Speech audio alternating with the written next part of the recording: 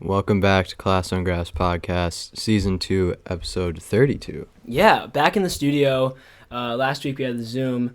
But, it feels like every week there's just a mountain of new things happening in the world of football and in the world of COG, Right now, we have made the great decision to start posting these podcasts on YouTube for everyone to listen to, which is going to be awesome. So if you're listening to this on Spotify or Apple Podcasts and you'd prefer a if not professionally produced podcast by wonderful Sutton back there, then head over to YouTube and watch it, because you got multiple camera angles, we're switching between them, having a fun time with no all longer the new stuff. have to say, Patreons can see this. Yeah. They can't. So Exactly. now everyone can. Everyone go watch it. Have a good time Can with enjoy it. the whole setup. Yeah, but, the best part for you guys is it is really just whatever you want or enjoy. If you prefer listening to the podcast, you can continue doing that. And if you prefer watching the podcast, you can do that now.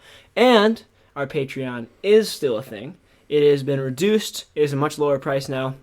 And it comes as something where you can, still put in podcast questions or do footy banter with us, all of that kind of stuff. So we're still open to having that community, but, just opening up the actual podcast to more people. And then, on top of the changes in COG, there's been a lot of stuff that's happened this week. When I was doing the research before the podcast of what to talk about, it wasn't that hard. Mainly I think we have to start out with Pep Guardiola and Manchester City got their third Premier League trophy under Pep Guardiola since he started. And that's 3 in 4 years. 3 and 4. Yeah, and that was due to Leicester defeating Man United 2-1. So kind of a similar story as to what we saw. It's not like it's not like the Leicester year when they won it, because it's not like that kind of underdog story. But a different game deciding the league. Mm-hmm. So yeah, that game was quite important. Did you watch that one? I did not, but I saw Luke Thomas with his first goal. Left back, yeah. Incredible, yeah. And then Sionchu, I think, had the winner. Mm-hmm. And I saw the post was he was the first Turkish player to score in the Premier League against Manchester United at Old Trafford or something. It was I was like, is that really a record or something? It's just eventually you can narrow it down so much that I'm the first person to come into this room and record a podcast I was on the 12th of May 2021. It's wow, that's really cool, but what's his competition for that record there? Not a lot. Sionchu is, I don't know, there's been better Turkish players, but he's a very good Turkish player. Mm-hmm. So considering they're talking about defenders scoring at Old Trafford, in the Premier League, quite narrowed down. But I think it's hard because I'm not a huge City fan. Mm-hmm. I feel like a lot of their fans are plastics. Not in a demoralizing way to them. It's just it's hard when you're such a good team. Pretty much everyone who comes into soccer starts watching you. Yeah. So they're not diehard fans who've been with the club forever. There's not that tradition. Us Seagulls. Yeah. But it's good for Pep, and it's good momentum for them going into the Champions League final, which probably matters more to them this year. But we have to talk about the Champions League final, because Man City did lose to Chelsea in the league just a little bit ago, and in the FA Cup. In the FA Cup semifinal. Yeah. So obviously Aguero hit that penalty, which wasn't necessarily the smartest move, or maybe went for a little cheek and it didn't work out. But I think Chelsea deserved that game, and are we gonna see another Pep Guardiola overthinking in this Champions League final? It's really hard to say because, like you said, it's Pep. It's the Champions League. He has the chance to win the treble. He did with Barca, right? Yeah. And he do with Bayern? Yes. So he's trying to keep that going, where he's done it at every club he's managed. And so there's that, but then also Tuchel has just completely changed that Chelsea team. And now it's they're very unbeatable, and he's beaten Pep twice this year since coming in January, and I think I still give it to Chelsea. But I think the story for Man City would be a lot better. But Yeah. I think Chelsea's defense is just so good, and they've stopped City twice already. So Chelsea is the most slept-on team in the world right now with Tuchel at the helm over there. I mean, he has come in, I don't know, like you just said, but he's come in and just changed the Chelsea team entirely. So, it'll be a good game to watch. That game takes place May 29th. It's a Saturday, so I mean, I know I'll be watching. I'll be able to. I'm glad it's not like most other Champions League days where there's a chance it conflicts with, the school day or the work day for some people, and it's throughout the week. But luckily, we have it on a weekend, so I will be watching that, and hopefully we get a good game out of that. I think, I think also I saw with Chelsea is why Tuchel has been so successful is when he was at PSG, none of the players kind of bought into his style and playing as a team in a system, and that's why they didn't do much. They got to the Champions League final, but it was kind of a broken up year. I don't know how much you can say about that, but now at Chelsea, every player has their role, and they've really bought into what he, how he coaches and everything. I think that's why you're seeing them probably winning the Champions League, in my opinion. Yeah, 100%. I mean, they're a phenomenal team. I just hope that we get to see a fun game, and it's not necessarily an entire park the bus game, and maybe it will be, but then make it like a last minute goal. I don't want to see an early goal where then we just sit it's back. Just 1-0, yeah. It would remind me of the Champions League final we had Liverpool Spurs a couple of years ago, and I know everyone pretty much agrees that wasn't the best Champions League final that anyone the best ever seen. Champions League tournament probably. Oh yeah, it was with an incredible Ajax tournament. And Barca and Liverpool coming back, but the final just did not live up to any of the other games. But I mean, still, you have to. Overall, that was a great Champions League year. But the final. Moving to the other side of the Premier League, relegation has been complete, and for some people that is really, really a sad day, a sad moment. But for some people, it is a huge relief. And I know, as a Brighton fan, and even as a Southampton fan, considering your recent form, it's okay, at least it's over. Yeah. But apologies to Mr. Brian Brown for. Not apologies. I don't really know. Condolences. Condolences to the team. Yeah.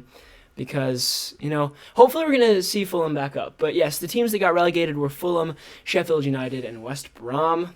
Our producer back there was shaking his head as his beloved Sheffield United have gone down. It was looking very, I don't know. It was looking like it was going to happen. I will say, since day one. It was a bit confusing that he started supporting them when they were about 20 points at the bottom. It was November or December when the producer started supporting Sheffield United. But, he had the hope. They'll be back. They'll be back. They'll be back at one point someday. But I think also it was the first time in a long time that all three teams have been confirmed with 3 games to go. Yeah. Which is actually pretty unique because usually it's last day or last couple games where that last place is still up for grabs. Yeah. But Fulham just couldn't really get over that when they were close. They were within 1 point or something, and then the gap. They always had that little chance. Yeah. But one thing I kind of wanted to run through is, every year you have the teams that are relegated, and then everyone kind of talks about, these 3 teams had a plethora of players who definitely played well in the Premier League and were able to maybe get picked up by a higher level team. They don't deserve to go down to the Championship again. Here's my 2 players I'd say that I think definitely should be getting signed to a new team, and then you can take it with whoever you think. I personally would have to go with Sam Johnston and Pereira, both on West Brom. Both showing tons and tons of potential and abilities in the Premier League. Sam Johnston had probably the season of his life so far and proved why he's a Premier League level keeper, and Pereira is known to be a very good striker. And I don't really know where they'll go. Maybe Sam Johnston will go to a bigger club. I don't think Pereira is good enough to get picked up or signed by, anyone in the top 8, but I think he could, move around to another decent lower level Premier League team. But yeah, that's just my take. What do you think? I think for me, definitely, I think I watched more Fulham games than West Brom or Sheffield United, so I definitely noticed Zambo Anguissa, the center defensive mid. He's still young, and I think he had the most completed dribbles, like either in the Prem or in the like top 5 leagues at one Yeah. point.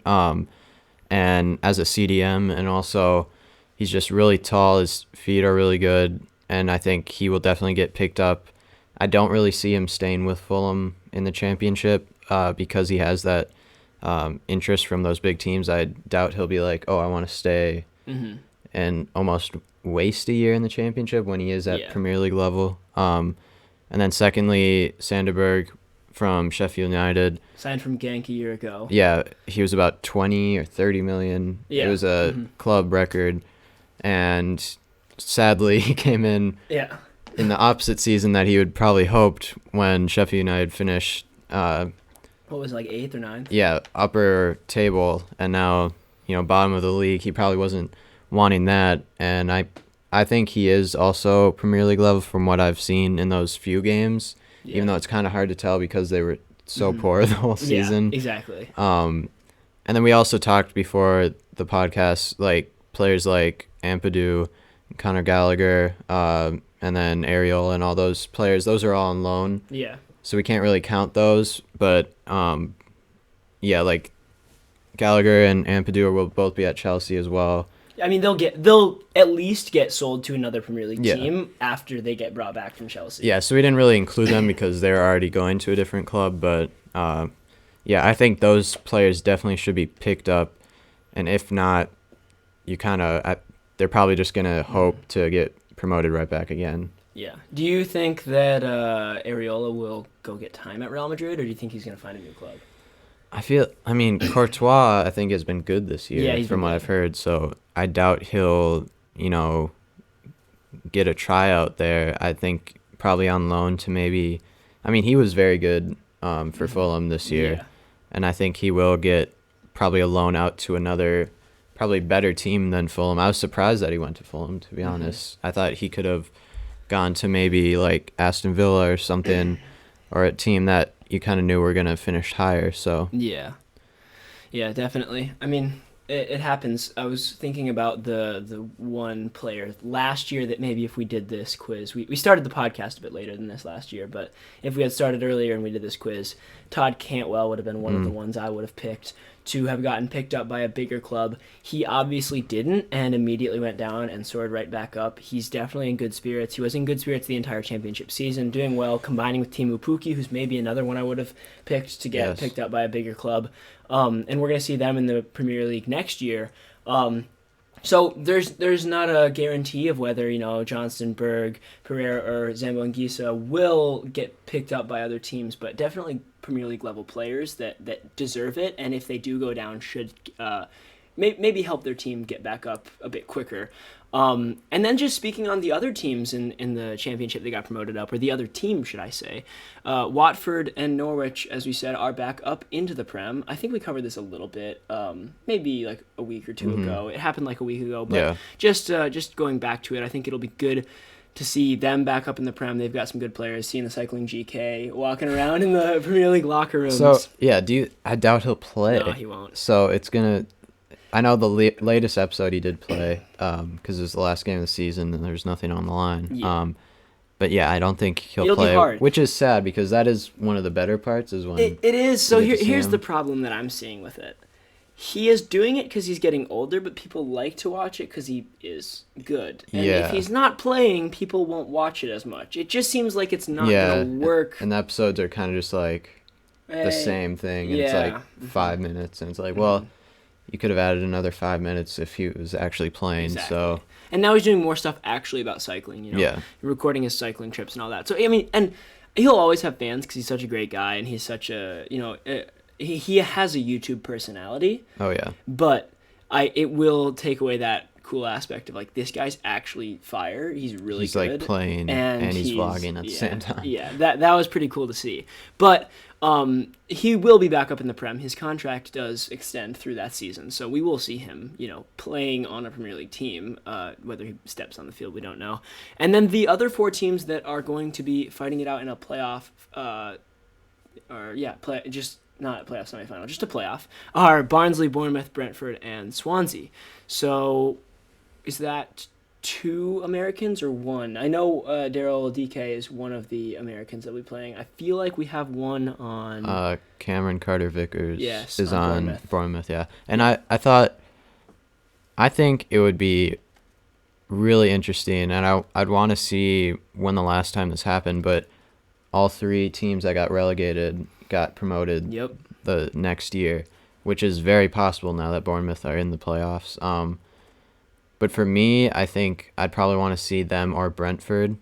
Brentford deserve it so much. They do, and I just want to see how they play in the Premier League because they've just barely missed out the past 3 years, and I just want to see how that transfers into the Premier League. But and then we have to talk about Barnsley. Yeah, I mean, I want to see Daryl DK, the old Virginia man. Yeah, single-handedly getting them into the playoffs. Yeah.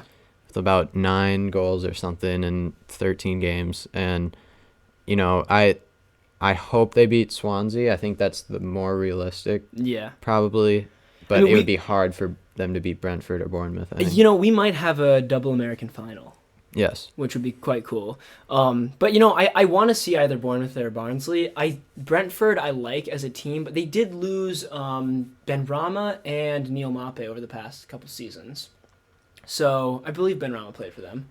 Yeah, and they have they do have the highest scoring championship player in. Do you know who it is? Ivan Toney. He scored 31 goals this year. It's a record. That's ridiculous numbers. Yeah, it's a record for the championship. But like you said, they've lost Benrahma, Ollie Watkins, Neil Mape, all in the past couple of years. And really good attackers, and they're somehow still finding And they people. still have a random attacker that has Mr. scored Toney. double digits every time. Yeah, so he'll obviously get picked up. I think maybe either way, even if they do get promoted. Yeah. Just because of how good of a season he's had. But so who do you think will get through? Because you hope Barnsley or Bournemouth. Yeah, I don't see Swansea. Swansea's the one where I'm just probably not. It's gonna be one of the red teams. I mean, they all have majority red in there. Chances are it's a red team. Chances are it's a red team. No. I think Brentford will win it. They lost the playoff final last year, against Fulham, and so did Fulham get auto promoted last year? No, Fulham won in the playoffs. Yeah. Okay. Yeah, that's where the Joe Bryan clip came from, isn't it? Yeah. Yes. OGs of the podcast will know what we're talking about. But yeah, that'll be interesting to see. I don't know the dates of the semifinals or the final, but I think it's next week it starts. So. Okay. And ESPN Plus, right? Yeah. Yeah, so if you have ESPN Plus, then you can be watching those. Otherwise, that's pretty much it for English football. But moving over to Ligue 1, and specifically PSG, Neymar has signed a new contract with PSG that goes until 2025. Huge news. Crazy news. It just means, it doesn't mean he's stuck there, but it means if anyone wants to buy him, it's massive money. And huge numbers. I would have liked to see him leave, personally, just because it's gotten a bit old. Yep. They go out. You don't really watch him that much. No. It's hard to watch Ligue 1. And then when you watch him, you see he scores 20 goals, 20 assists every season. Yeah. But then in the Champions League, which is the only time we really see him play, he's he either does He's pretty injured. good, or he's injured. And I feel like if he goes to... I'd see him go back to Barca, to be honest. That was what we talked about. Either he goes to Barca and Messi stays, or Neymar stays at PSG and Messi comes to PSG as well. Yeah. And does that mean maybe Mbappe leaves if Messi then comes? Yeah, if Messi goes to PSG, Mbappe won't stay. I can't see them being able to even facilitate the funds for all 3 of them. That would just be ridiculous. They wouldn't have another team. It would just be them. Three even the 11. wage budget would just be blown out of the water. You can't pay 3 players like that. No. So, I mean, at this point it would be Mbappe leaving. And I think Mbappe is going to be maybe out anyway. Not due to PSG's choosing, but just because he and Holland are being eyed up by a lot of different clubs right now. I think Holland's maybe the bigger suitor for a transfer this summer. But, I think in the next 2 years we'll see both of them head out, maybe 3. So yeah, but that's pretty much it for Ligue 1. But a lot actually has been happening in La Liga and Serie A. Starting with Serie A, both of the leagues actually have a huge title race going. Serie A's title race is really close. Well, it's actually not. Inter already won the title. Yeah. But the race for the top Champions four, League, Champions League race. So the race for the top four is going crazy right now. Juventus look like they might not even get top four. They are possibly going to be playing in the Europa League next year. And that will be Ronaldo's first ever time playing in the Europa League. The last time he played in the Europa League was when it wasn't called the Europa League in 2002, and it was called the European Cup. So Ronaldo really going down to much lower standards than he's used to, unless they can somehow salvage an opportunity to get in the top four. But it doesn't look like it because they I think face Inter and Atalanta in two of their last four games. And Inter and Atalanta are both above them in the league, so two really hard games. And then they also face Sassuolo, who are really in form right now. The only team that they face that's not as good is Bologna, but that's only 3 points. And considering you probably have to take 12 if you want to get from 5th to 4th right now in this title race, it's not looking very likely. No, and I think Ronaldo would still take a Europa League trophy. Well, yeah. I mean, he wants all the trophies. Yeah, I think he would take any trophy with Juventus, just based on how his career there has gone. He's only won the league, and then, the Italian Cup or something like that. But I think he does want another European trophy just to be like, I want it all. I won it at Manchester United and then Real Madrid and now at Juventus, even if it is Europa League. I also remembered Ligue 1 has a title race as well. Yeah, Lille and PSG. Lille only need 3 points from their last 3 games, or something very doable for them to win the league. And then PSG can't do anything about it. Yeah. And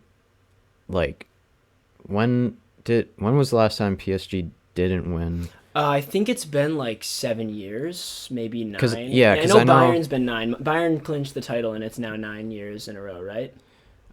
Juventus was 9 years. Oh wait, yeah, that's what it is. Yeah, that's what Bayern has won it 9 times, I think. Has Bayern clinched it? Bayern has clinched it, yeah. Yeah, they did. Yeah. But yeah, 3 everything but the Premier League has a good title race going right now. Pretty much everything.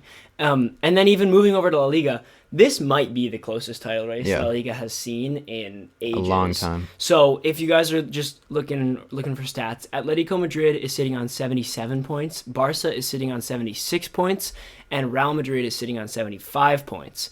Barca has 2 games left, and Atletico Madrid and Real Madrid both have 3 games left. So as it stands, Atletico Madrid and Real Madrid both have the advantage, considering 1 point between them and Barca's played 1 less game. So Barca have possibly screwed themselves over, as their last 2 games they drew to Levante and they drew to Atletico Madrid. Yeah. So, is it another typical Messi choke that everyone starts talking about? I don't know, but they have possibly just thrown the title away. Atletico Madrid still is favored, but Real Madrid could easily swoop in and grab this title. It's really, really close. 35 games left 35 games played for both Madrid and Atletico, 3 games left. I don't know what we're gonna see in this league. It's ridiculous. I think, well, it depends on if Barca beat Atletico earlier in the season, because if they did, that's 4 points from that Atletico doesn't have. And then, you'd have to do the math with all the other games. But still, I think if Barca wins their last 2, I don't know what Atletico's schedule is, but I can look it up real quick. I'm not going to look it up on the computer. I feel like, like you said, it's still possible for any of these 3 teams. And, Real Madrid was just a mainstay for a long time, and then Barca came in, in some glimpses, and Atletico really haven't been close the past couple of years, I know. Atletico Madrid first face Real Sociedad, then they face Osasuna, and then they face Valladolid. So Osasuna and Valladolid are winnable games. I think Real Sociedad are 5th, so they are a better team, but they're quite far off of the top four. The top four have been completely secured. Sevilla is sitting in fourth right now, 3 points behind Real Madrid, also played 36 games like Barca, so it doesn't look like they're going to be able to come back out of that fourth place position, but still it's possible. But yeah, Atletico Madrid, there's no definitive answer about the Sociedad game. But for Osasuna, they're sitting in 11th, and Valladolid is 18th. So I think at least 6 points you can expect. So, from those yeah, games. most likely Atletico. Yeah, I mean, it would have to be a Real Sociedad. I don't know. They'd have to win, and Real Madrid would have to win out in order for that to change. So yeah, I don't really know. It's gonna be really tight, but I mean, all three leagues, Liga, Serie A, La Liga, very, very close right now, and I'm very intrigued to see what happens with that. Speaking though on three of the biggest clubs in those leagues, including Juventus, Barca, and Real Madrid, UEFA has begun taking action on all three of them as they're the last three to still be in the Super League. I know that the Italian football president has said that Juve will not be able to play in the Serie A next year if Juve continue to try to be in this so-called Super League. He said after that, I know it doesn't seem fair to the fans, but it's a punishment and we have to enforce it. So I don't really know what's going to happen there. It doesn't seem if Juve can't play in the Serie A, I don't know what's going to happen. It just doesn't seem right. Yeah, and I also saw just before we started recording, all three would be banned from the Champions League for at least a year. I don't know what the exact time frame was. That's why Juve is trying to be in the Europa League. Yeah.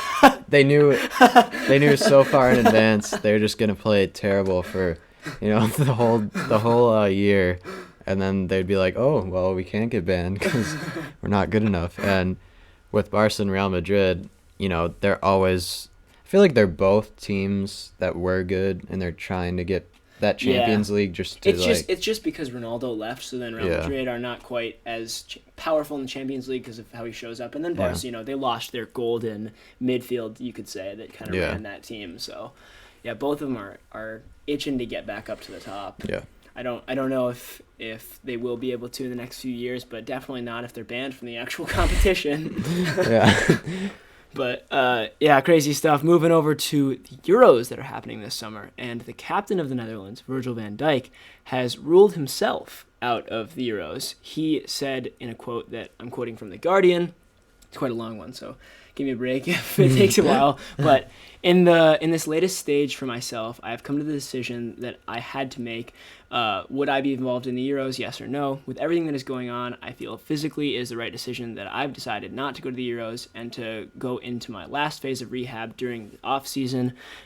This full focus will be on preseason with the club, and that's a realistic goal. And then he said later, I'm gutted to miss the Euros and leading out my own country here, but things have been like they have, and I have to accept it. It's tough, but I'm at peace with it. So I guess we're going to see Netherlands with maybe Matthijs de Ligt as captain. I'm not really sure, but it's definitely a huge blow considering, that injury happened quite a while November. ago. Yeah, and he's definitely recovering well. I'm seeing him out in training, so I'm guessing the Netherlands thought that they were going to be able to have a fresh Van Dijk, or at least maybe later in the competition have one. And clearly he has said, I'm focused on Liverpool right now. Yeah, I'm not a fan of this, to be honest. Yeah. Mm-hmm. Obviously we don't know how actually close he is to full fitness, but it's the Euros. That's what I'm thinking. Netherlands have a very good squad. Why would you throw away a national trophy? Yeah, and I'm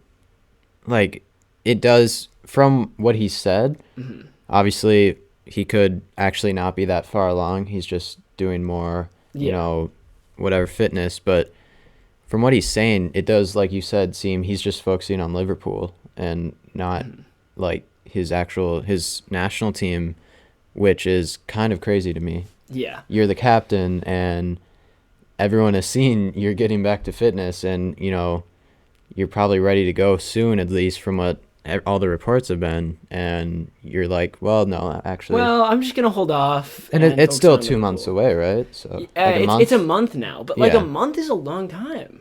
Yeah.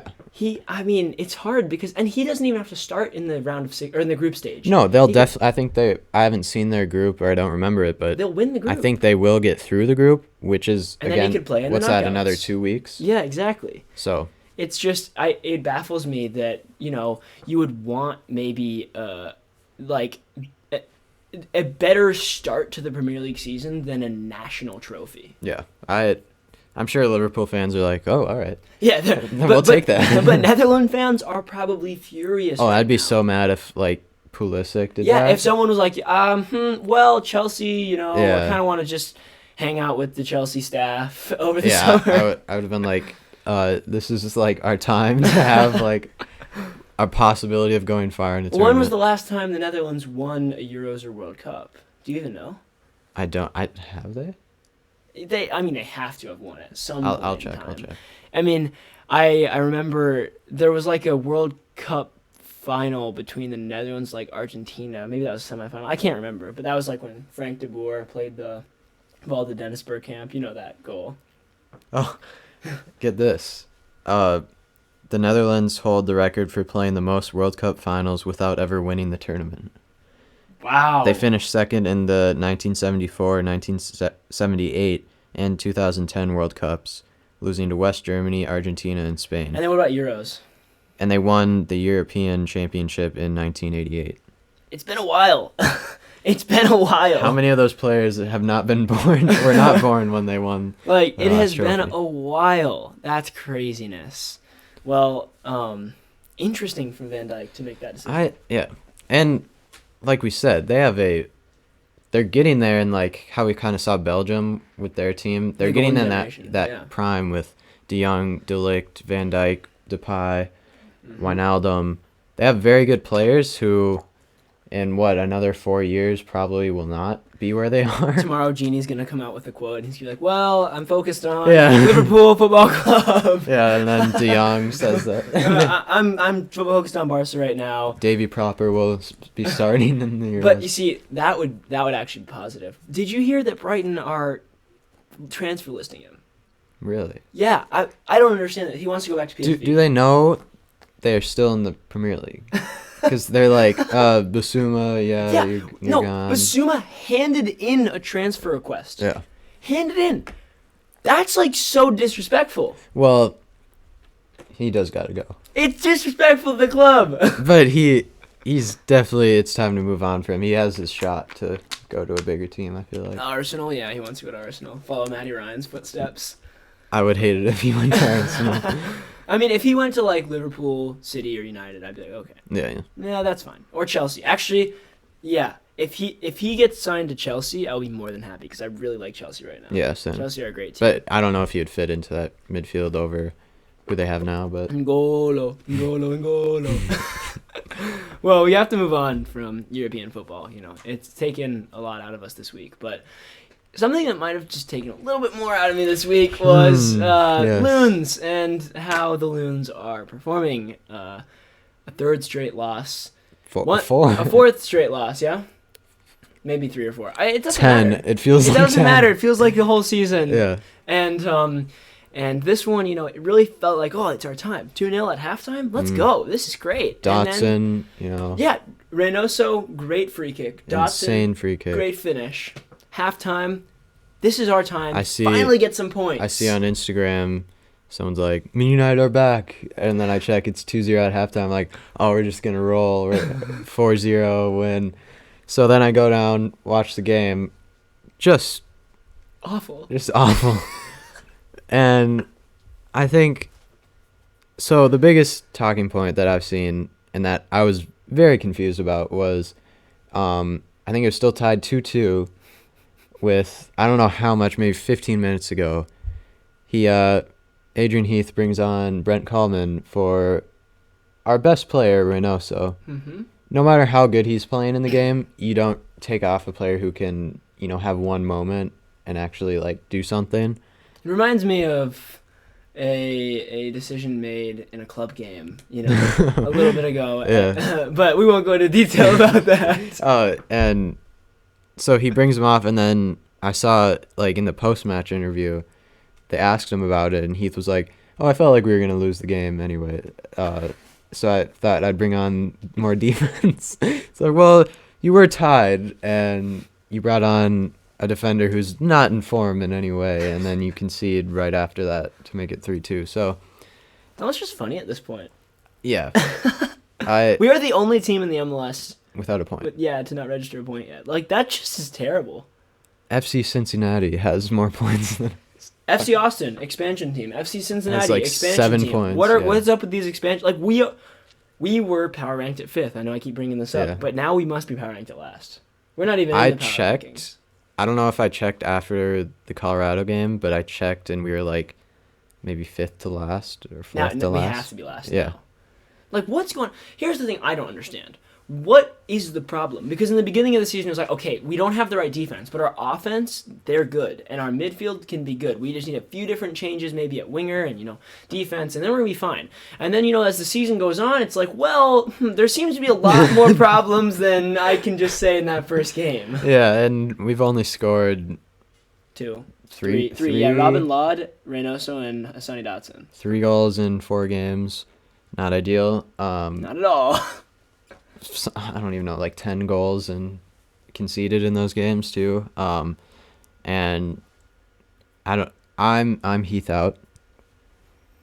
But I don't think he should leave until we have Debasi back. Just to see, like, if we start, Debasi just brings us all the way up to that power ranking number 1 spot.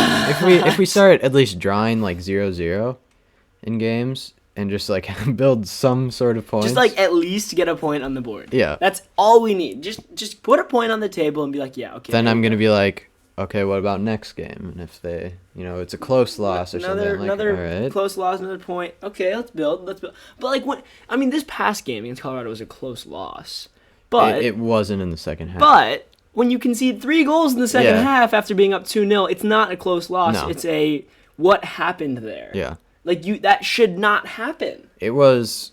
I watched the second half, and in the space of all 3 of their goals, it was like just offense versus defense, like a training drill. It was like, oh yeah, Man United, don't go out of your half. Like, stay on the top of your box. Let Colorado move it around, get their creativity flowing, and then they scored 3 goals because we stopped playing. So. Yeah, I don't know. I mean. We don't even need to go on about it anymore. Yeah. It's already. Do you know when the next game is? Is it tonight? Tonight, yeah. Okay. Vancouver, who, I don't know, they've been bad, but obviously we're worse than them. So expecting big things. Yeah. But we'll be back at you guys again this weekend. Sorry that this one's on Wednesday, a bit later than maybe it normally is, but that's just because our schedule's kind of got in the way, and at least we're getting it to you. But yeah, we'll be back this coming weekend. So yeah, that should be good, and hopefully all of the rest of your weeks go well, and we'll see you next week. Peace.